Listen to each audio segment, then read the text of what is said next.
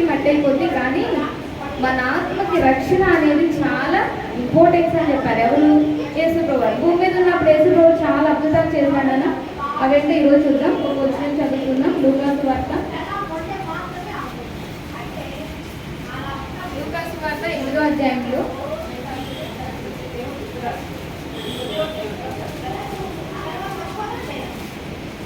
22వ వచనం నుంచి నేను చదువుతాను. బైబిల్ సీరియస్ కదా, మీరందరూ బైబిల్ ఓపెన్ చేసి చూడాలి. మరి ఒకనాడు ఆయన తన శిష్యులతో కూడా ఒక దోణి ఎక్కి సరస్సు అద్దరికి పోదామని వారితో చెప్పగా వారు ఆ దోణిని త్రోసి బయలుదేరేది. వారు వెళ్ళిచుండగా ఆయన నిద్రించాను. అంతలో గాలివాన సరస్సు మీదకి వచ్చి దోణి నీళ్లతో నిండినందున వారు అపాయకరమైన స్థితిలో ఉండేది. కనుక ఆయన ఎదురు వచ్చి, ప్రభువా ప్రభువా నశించిపోవచ్చున్నామని చెప్పి ఆయన లేపరి. ఆయన లేచి గాలిని నీటి పొంగును గద్దింపగానే అవి అణిగి నిమ్మలమాయను. అప్పుడు ఆయన, మీ విశ్వాసం ఎక్కడని వారితో నేను. అయితే వారు భయపడి, ఈయన గాలికి నీళ్లకు ఆజ్ఞాపించగా విలువబడుచున్నదే, ఈయన ఎవరో అని ఒకరితో ఒకరు చెప్పుకొని ఆశ్చర్యపడేది.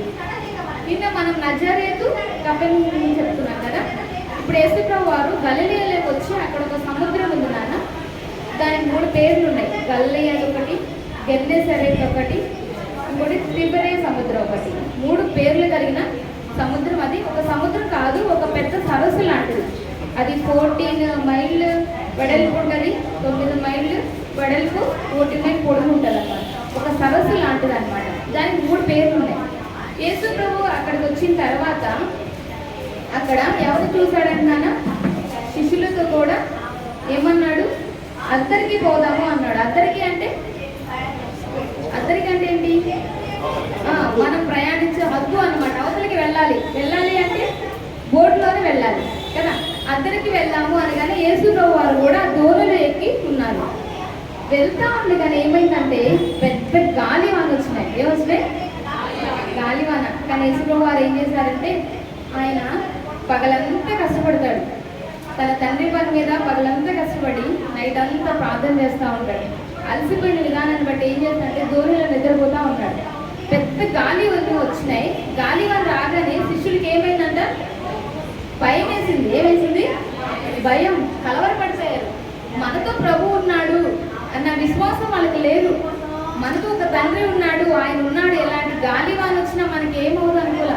దోణిలోకి నీళ్లు రాగానే వాళ్ళు చాలా భయపడిపోయారు, కలవరపడిపోయారు అనమాట. అమ్మో, ఇంత గాలివాన వచ్చేసింది, మనం ఇంకా మునిగిపోతాము, దోణిలోకి వాటర్ కూడా వచ్చేసినాయి అనేసి చాలా కలవరపడతా ఉంటారు.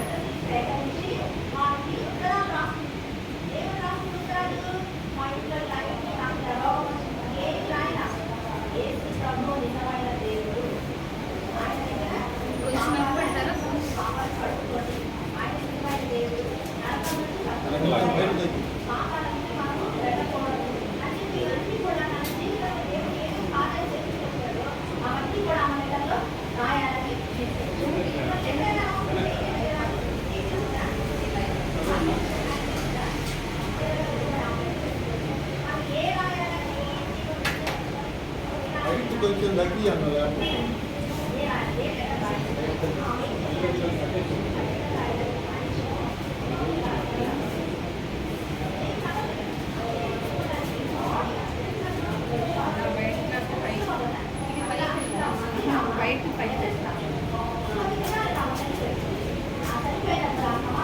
పైన చేయండి నాన్న.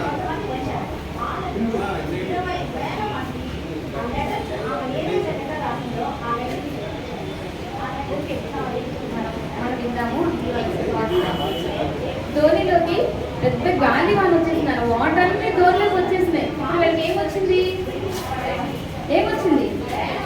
కలవరం వచ్చింది, భయం వచ్చింది.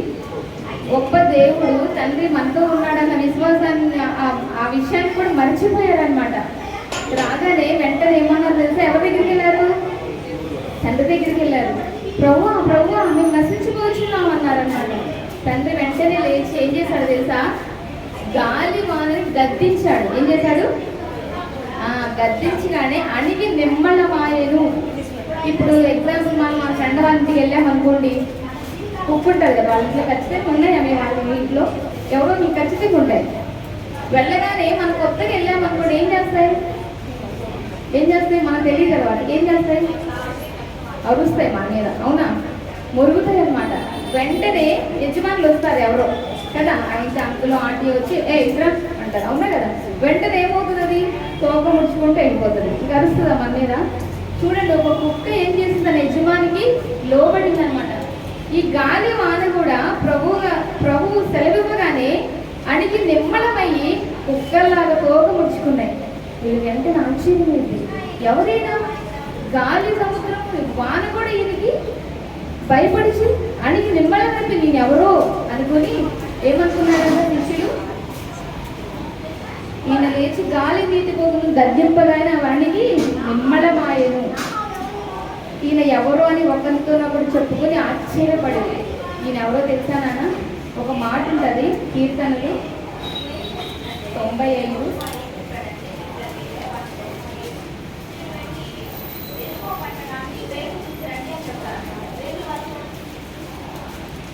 కీర్తనలు 95:5. సముద్రము ఆయనది, ఆయన దాన్ని కలుగజేసాను. సముద్రం ఎవరిదంట? ఆయనదంట. ఎవరు కలుగు చేశారంట? ఆయన కలుగు చేశాడు. సృష్టి ఆయనది, ఆయన కలుగు చేశాడు. కొలసి 1:16 నుంచి చదువుతాను, ఒక్కసారి చూడండి. కొలసి